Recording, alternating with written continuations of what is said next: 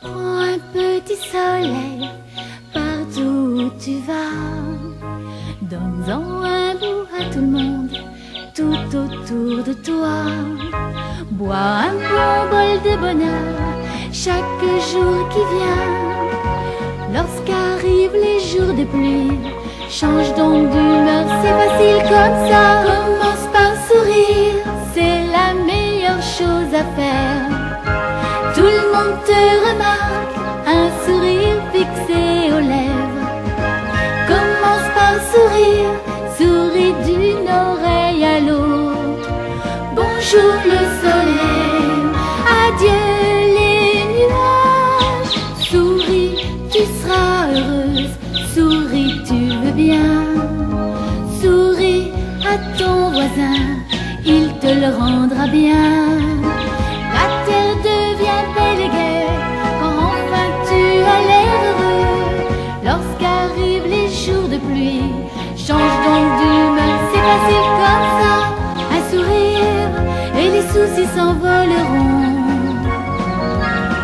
Un sourire, le monde passera, passera de gris au blanc.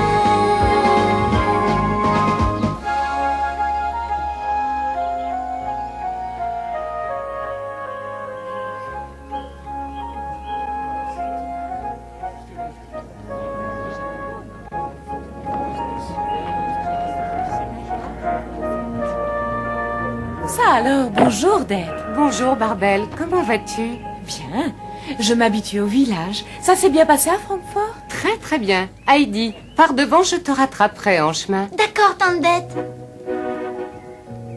Des gens très riches m'ont proposé une place à demeure toute l'année. Oh, voilà une bonne nouvelle. Mais que vas-tu faire d'Heidi Je l'emmène chez son grand-père. Elle va vivre en montagne avec lui. Le vieux bougon? Tout le monde trouve cet homme-là détestable. Il ne parle à personne quand il descend au village. Les enfants se cachent quand ils le voient. Détestable ou pas, c'est son grand-père. Je m'occupe d'Heidi depuis la disparition de ma sœur et de mon beau-frère. C'est au tour du grand-père de remplir ses devoirs, que veux-tu? Oh.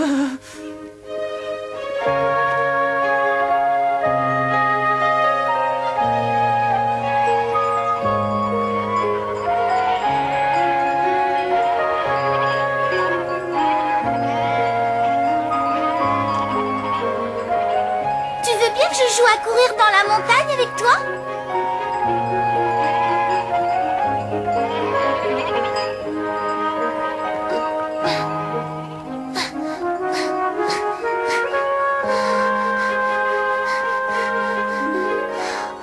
Oh, je peux pas courir avec tout ça sur le dos.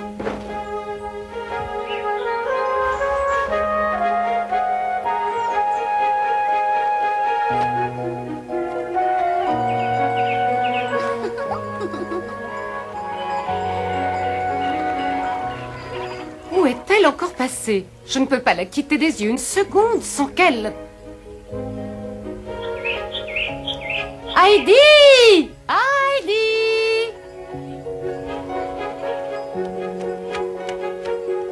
Mais qu'est-ce que c'est que ces manières? J'avais envie de jouer. Qu'as-tu fait de tes vêtements? Ils sont là-bas. Tu les as abandonnés sur un rocher? Oh, Heidi! Peter! Peter!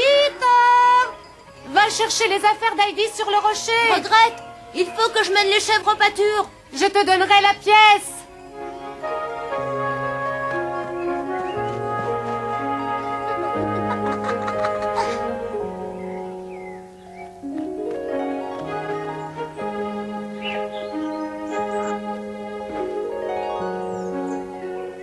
On peut dire que tu sais faire vite quand ça t'arrange, toi. Nous allons au chalet du grand-père. On fait route ensemble? Je dois passer le voir aussi. Oh, je vais pouvoir jouer à la bergère. Ah! Commence par t'habiller, je ne suis pas la porteuse de madame.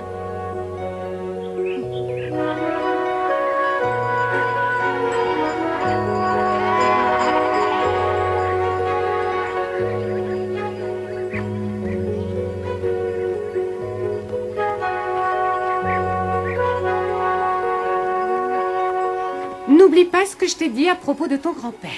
Ne crains rien, je m'en souviendrai. C'est lui. Bonjour grand-papa, je suis Heidi. C'est ce que nous allons voir.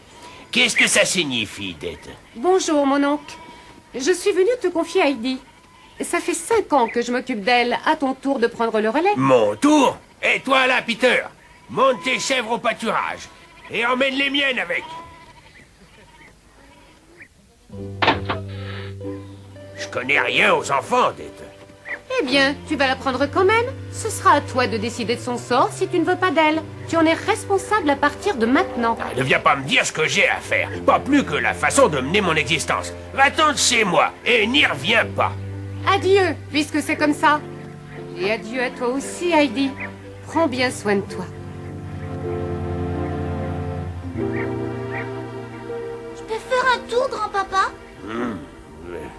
Oh, fais ce que t'as envie. Bon.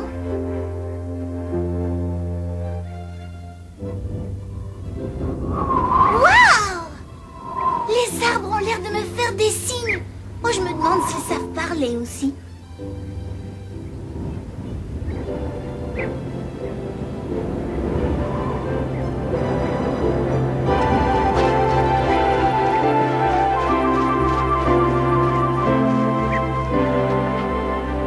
Eh bien? Tu veux bien me faire visiter ta maison, grand-papa? Bah, allons-y. C'est drôlement chouette chez toi. Mais je ne vois qu'un seul lit. Où tu vas dormir? Moi? Mais dans mon lit. Oh, si c'est ça. Bon, j'ai couché où? Où tu voudras. Pourquoi pas dans le grenier?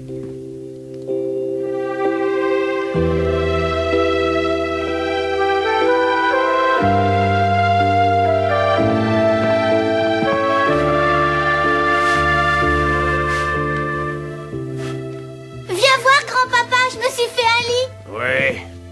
On ne dort pas sans couverture. Voilà. Tu auras un vrai lit comme ça. Bien, il serait peut-être temps de manger quelque chose.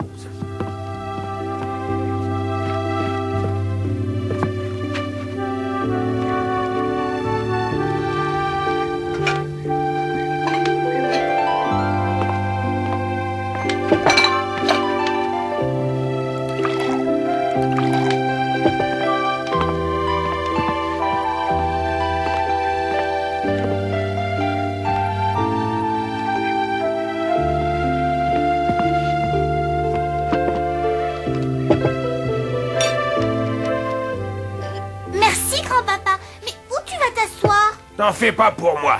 Mange. Allez, mange. Je n'ai jamais bu de lait aussi bon que celui-là. Prends-en encore. Après déjeuner, je te fabriquerai un grand tabouret.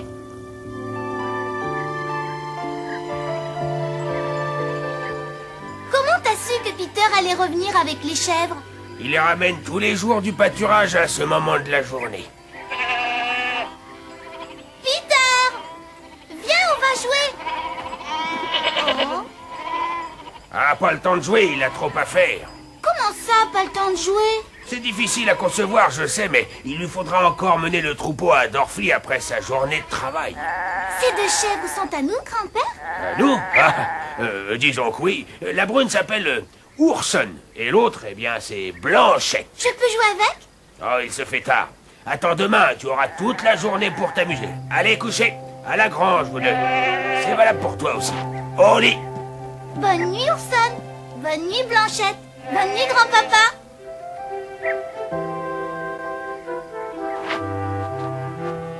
Bonne nuit, Heidi.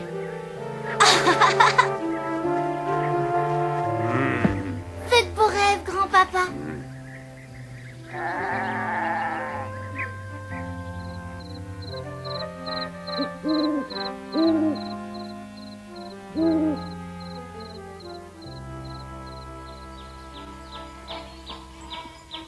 Heidi, finis au moins ton bol de lait.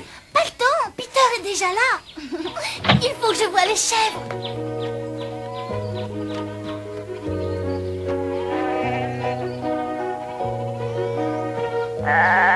Quel plaisir de garder des chèvres. Ah, tu sais, tu as de la chance d'avoir des amis comme ça. Des amis? C'est drôle. Je les voyais pas du tout sous cet aspect. Oh, ces montagnes sont vraiment Haute? magnifiques. Oui, c'est vrai. Je ne m'en rendais pas compte, mais elles sont vraiment belles. Ça te plairait de monter aux alpages avec Peter, Heidi? Tout là-haut. Oui, mais si tu me promets de rester avec Peter. Promis, j'irai croix de fer, croix de bois. Tiens, tu partageras cette collation avec Heidi. Oh, vous appelez ça une collation? C'est un véritable festin. Mérite le plaisir d'en profiter en surveillant les allées et venues d'Heidi. Veille à ce qu'elle ne s'approche pas trop des ravins. Vous pouvez compter sur moi. Viens, Heidi. Les belles montagnes nous attendent.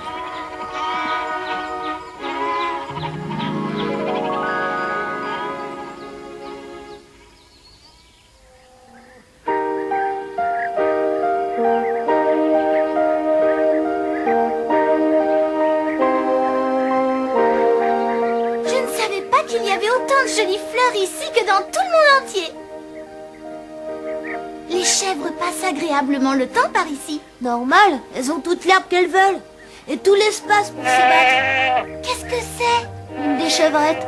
Sa mère a été vendue hier. Elle a du chagrin. Sa mère lui manque. Oh, pauvre biquette.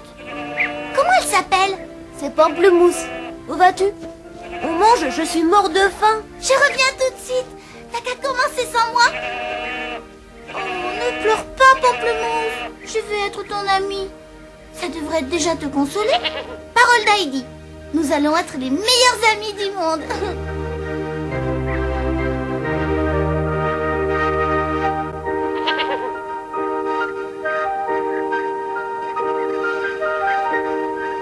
Peter, réveille-toi.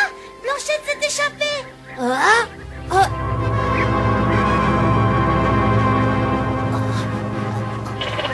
Blanchette, reviens.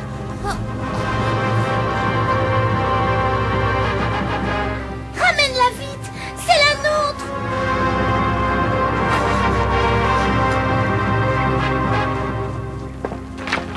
Non.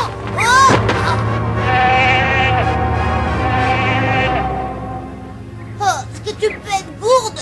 Je te croyais plus maligne que ça. Oh non. Oh, je n'ai pas besoin de toi. Tu vas basculer si je te lâche. Oh, mais si tu tiens, Blanchette.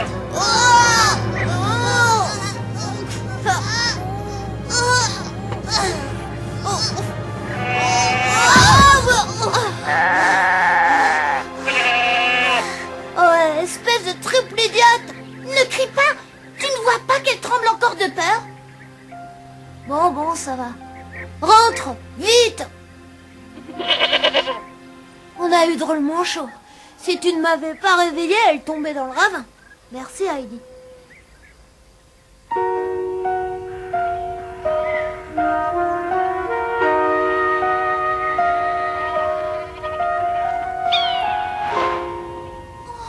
Qu'est-ce qu'il est beau.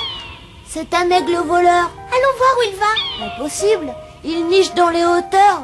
Même les chèvres n'arrivent pas à grimper si haut. Pourquoi il pousse des cris comme ça? Va savoir. Allez, viens, c'est l'heure de redescendre le troupeau. Oh, la montagne est en feu. Oh, Heidi, arrête de dire des bêtises, ça ne brûle pas. C'est simplement le coucher de soleil. Hé, tu veux dire que c'est tous les jours pareil? Oui, presque. J'aimerais rester tout le temps là, tellement c'est beau. Tu risquerais de te retrouver avec les pieds gelés. Allez, viens.